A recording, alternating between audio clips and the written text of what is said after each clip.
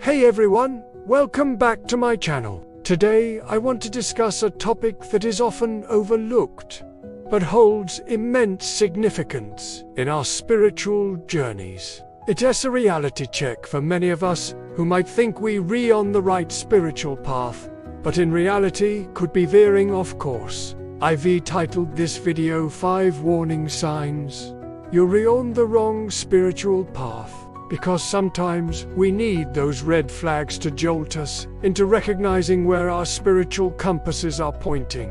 Now, before we dive in, please take a moment to subscribe if you're new here. I release new videos every week exploring various facets of spirituality and personal growth. So let's jump straight into the first warning sign. No. 1. You have committed wrongs without guilt. Imagine building your spiritual journey on shaky ground. That's what happens when you consistently choose actions you know are wrong, but face them without remorse. In essence, you're choosing to ignore the voice within that whispers what's right and just. This first warning sign is not about being perfect. After all, none of us are. Instead, it's about becoming aware of a potential disconnect. It's a wake-up call to examine the choices you make and the emotions you feel afterwards. You see, when your spirit starts to dim and your soul begins to stray, you might start making decisions that contradict your deepest held beliefs without feeling a shred of guilt afterward. This lack of remorse should sound alarms, urging you to reevaluate your path and realign with your spiritual core. A powerful verse in Hebrews reads, "If we deliberately continue sinning after receiving knowledge of the truth, no sacrifice for sins remains." This passage isn't about simply saying the right words or knowing the scriptures by heart. It's about cultivating a heart that responds to the subtle promptings of your soul.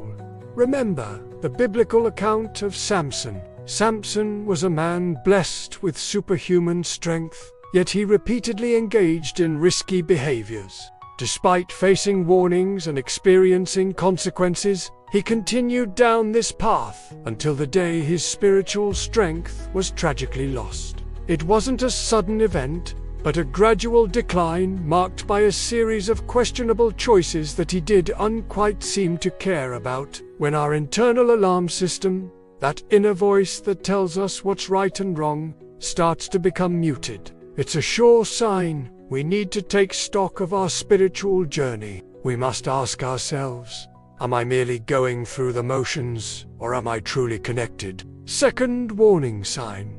Misplaced love. Picture this. You're on a spiritual journey, but your heart finds its greatest joy not in your faith, but in temporary earthly pleasures. The wise words, "Don't love the world or anything in the world," echo in your ears.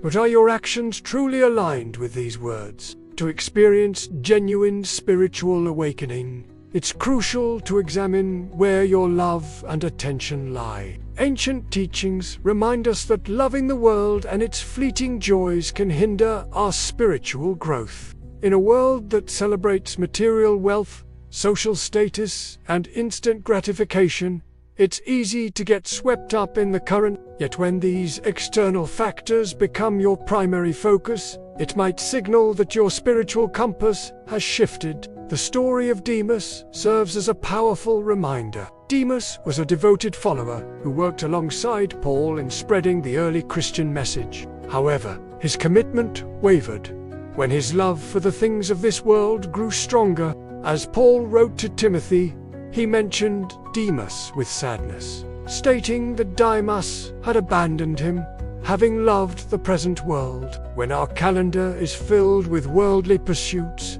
our relationships are dominated by material concerns, and our minds constantly dwell on accumulating more, we might be overlooking the subtle ways in which our spiritual connection is fading.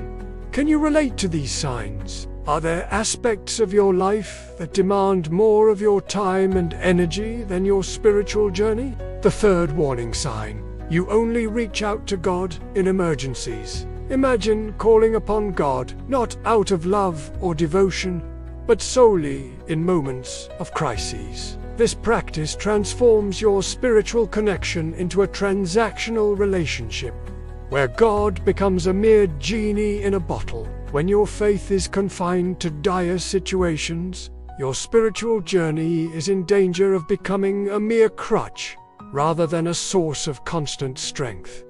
The prophet Isaiah warns us, "Seek the Lord while he may be found. Call on him while he is near."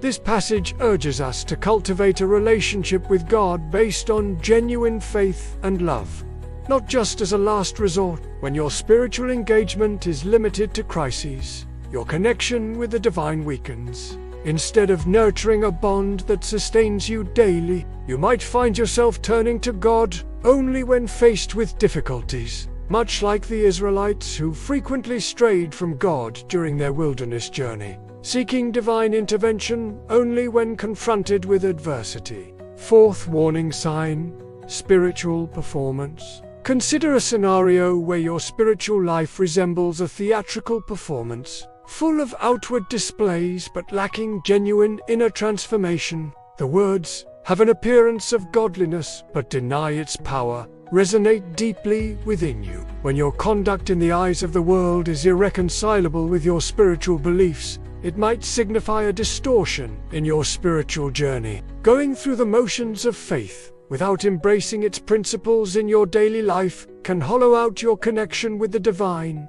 The story of Ananias and Sapphira is a stark reminder of this warning sign. They were a couple who deceived the Holy Spirit by pretending to donate a portion of their property while secretly keeping it all for themselves. Their dishonest act, aimed at gaining recognition and approval, ultimately led to their demise, serving as a cautionary tale against hypocrisy and insincerity in religious practices. In a world that values authenticity, it's essential to ensure that your spiritual life isn't just a facade. By analyzing your actions, you can determine whether your faith is genuinely guiding your decisions, or if you're merely projecting an image of piety. Fifth and final warning sign: you reject guidance. Now, picture yourself in a position where feedback or advice that contradicts your beliefs or actions is immediately rejected. The words, "Stern discipline awaits anyone who leaves the path," echo in your mind. When you refuse to consider alternative viewpoints or correct your course when advised, you might be inadvertently leading yourself astray. The parable of the rich man illustrates this perfectly. The rich man who refused to heed the advice of the poor beggar ended up separated from God after death. Despite having lived a comfortable life, your spiritual journey is akin to navigating a complex labyrinth. Sometimes you might lose sight of the center, wandering further and further off track. In such moments, guidance from those who see your blind spots can help you realign. However, if you react defensively to any form of spiritual direction, you might be inadvertently sealing your fate. The question to ask yourself: do I genuinely seek the truth, or am I clinging to a predetermined narrative? Your response holds the key to unlocking the next chapter in your spiritual journey. Conclusion: recognizing these warning signs, my friends, comprehending these warning indicators is the initial step towards regaining control of your spiritual path. Being aware of these warning signs doesn't imply that you're doomed. Instead, it equips you with the ability to evaluate your journey and make the required adjustments before bigger obstacles arise. Every indication is a chance for development and steering your course in the proper direction. The trajectory of your spiritual development is in your hands. Use these insights as tools for self-reflection and growth instead of letting them overwhelm you. Embrace the journey, for it's through the valleys and peaks that your true spiritual self will emerge. Thank you for joining me today. If this message has resonated with you, please give this video a thumbs up and subscribe for more weekly content on spirituality and personal growth. I would love to have you in our community. Until next time, May your journey be filled with light and insight.